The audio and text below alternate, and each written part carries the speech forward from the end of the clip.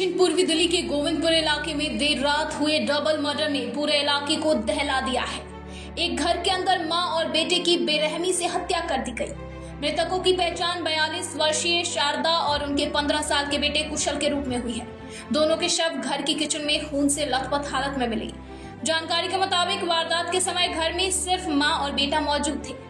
शारदा के पति रोज की तरह बुध बाजार में दुकान लगाने गए हुए थे। देर रात जब वह घर लौटे तो दरवाजे के नीचे से खून बहता देख उनके होश उड़ गए। अंदर जाकर देखा तो पत्नी और बेटे की लाशें पड़ी थी। दोनों पर धारदार हथियार से कई वार किए गए थे। घटना की सूचना मिलते ही गोविंदपुरी थाना पुलिस, क्राइम टीम और फॉरेंसिक एक्सपर्ट मौके पर पहुंचे। पुलिस ने घर से अहम साक्ष्य जुटाए हैं। शुरुआती जांच में मामला आपसी रंजिश या लूट से जुड़ा हो सकता है।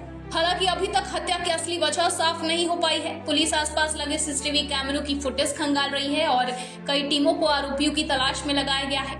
शवों को पोस्टमार्टम के लिए भेज दिया गया है। राजधानी दिल्ली के गोविंदपुरी इलाके में देर रात हुए डबल मर्डर केस ने सनसनी फैला दी है। एक ही घर में मां और बेटे की बेरहमी से हत्या कर दी गई है। मृतक की पहचान 42 वर्षीय शारदा और उनके 15 साल बेटे कुशल के रूप में हुई है। दोनों के शव घर की किचन में खून से लथपथ हालत में मिले। बताया जा रहा है कि वारदात के समय घर में सिर्फ मां और बेटे मौजूद थे। शारदा के पति रोज की तरह बुध बाजार में दुकान लगाने गए थे। देर रात जब वह वापस लौटे तो घर के दरवाजे के नीचे बहता खून देखकर उनके पैरों तले जमीन खिसक गई। अंदर पहुंचते ही पत्नी और बेटे की लाशों को देखकर वह चीख पड़े। सूचना मिलते ही गोविंदपुरी थाना, क्राइम ब्रांच, फॉरेंसिक टीम मौके पर पहुंची। शुरुआती जांच में सामने आया है कि दोनों किसी धारदार हथियार से कई वार हुए हैं। घर में अहम सबूत जुटाए गए। फिलहाल पुलिस हत्या के पीछे आपसी रंजिश, लूट या किसी करीबी साजिश के एंगल की जांच कर रही है। आसपास में लगे सीसीटीवी कैमरे की फुटेज खंगाली जा रही है और कई टीमें अपराधियों की तलाश कर रही है। इलाके में इस वारदात के बाद दहशत का माहौल है। आइए बात करते हैं परिवार से कि क्या था पूरा मामला।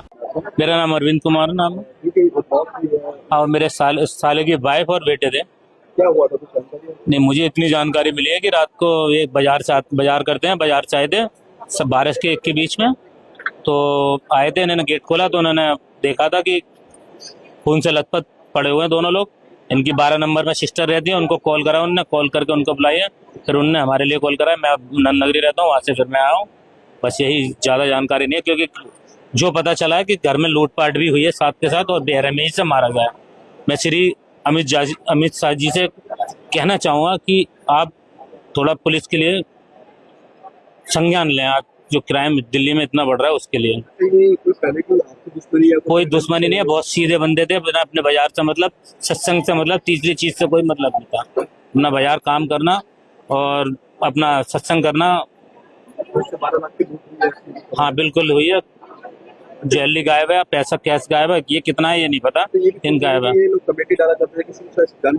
वो तो हम लोगों में चलता ही है ये कमेटी वमेटी। मैं भी डालता हूँ ये कमेटी, ऐसा कुछ नहीं है। कमेटी का इतना बड़ा इशू नहीं, पेमेंट आई थी लेकिन इतना बड़ा इशू कमेटी का नहीं है जो कमेटी का इशू बनाया। हाँ, पुलिस ने कोई आश्वासन नहीं दिया, बोले जल्दी से गिरफ्तार कर लिए जाएंगे, बस यही बोला और कुछ नहीं बोला। बिल्कुल बहुत ज्यादा डर का माहौल है। हमारे साथ हो गया, हमारा नुकसान हो गया, किसी और का भी हो सकता है इस तरह से, क्योंकि जो यहाँ तो चलती रहती है। मैंने दिन दहाड़े मेट्रो में रिक्शे में चक्कू मारते देखा, पैसे लेते हैं जी। बिल्कुल, पुलिस का तो खौफ है दिल्ली में, तो है नहीं, पुलिस का खौफ है ही नहीं दिल्ली में। काफी देर बाद बताया जा रहा है पुलिस आई। हाँ जी, काफी देर बाद पुलिस आई है जी। महिला है जो 42 साल की है, उनका बच्चा है 15 साल का, उनकी हत्या हुई है। इनके जो हस्बैंड है वो फ्रूट और वेजिटेबल्स की मार्केट्स में जाके अपना दुकान लगाते हैं। इसमें जो भी एंगल्स हैं, हम सारे एंगल्स पर भी काम कर रहे हैं। बहुत सारे एंगल्स अभी तक हमें पता लगे हैं, तो उन सब एंगल्स पर जांच की जा रही है। तो स्वास्थ्य केंद्र में इसको वर्कआउट कर लेंगे। परिवार का भी कुछ मामला है क्या? परिवार संदेश अभी हम अभी तक की जांच से कुछ दूसरे एंगल्स हैं, उन पर मुझे ज़्यादा लग रहा है। सामान ले जाना, अभी सामान बेचने की बात आई है, वो भी चेक किया जाएगा। बट जो अभी तक की जांच में जो दूसरे एंगल से उन पर ज़्यादा। आखिरी सवाल सर, क्या सीसीटीवी से भी कुछ क्लूज मिले हैं कि कातिल कौन हो सकता है, जानकार है या किसी बाहर के लोगों से? सीसीटीवी ढूंढ रहे हैं हम, सीसीटीवी हमें मिले हैं और उसमें कुछ लोग हैं जिनको हम आइडेंटिफाई करने की कोशिश कर रहे हैं, बट वो भी इन्वेस्टिगेशन का पार्ट है, बहुत ही प्राइमरी इन्वेस्टिगेशन। जो खास बात यह है कि जो एंट्री हमें लग रही है फ्रेंडली लग रही है, शायद एक आदमी है या मैक्सिमम 2 आदमी हो सकते हैं जिसने घटना को अंजाम दिया है। देखो, ये जो केस हुआ है बहुत दुखदायी, बर्दाश्त नहीं हो रहा। जिसमें बीती है तो पुलिस वाले पहले लेट आए, रात को कुछ सुनाई नहीं। जब आए हैं अभी समझ नहीं आ रही क्या कर रहे हैं क्या नहीं, अभी तक कुछ नहीं पता। कईयों को ऐसे गिरफ्तार करके ले गए, पड़ोसियों को भी। तो इतने कैमरे लगाए में या आप सरकार ने लगाए थे, वो क्यों नहीं चेक किए इन्होंने अभी तक? क्यों नहीं इसका ध्यान दिया जा रहा? यहाँ अगर कैमरे हर जगह लगे, पूरी गोविंदपुर में इतना कैमरा लगा हुआ है, लोगों के अपने कैमरे भी हैं। मैं लोगों से भी यही कोऑपरेट करूंगा, सारे मिलके करें, अपने अपने कैमरे दिखाए।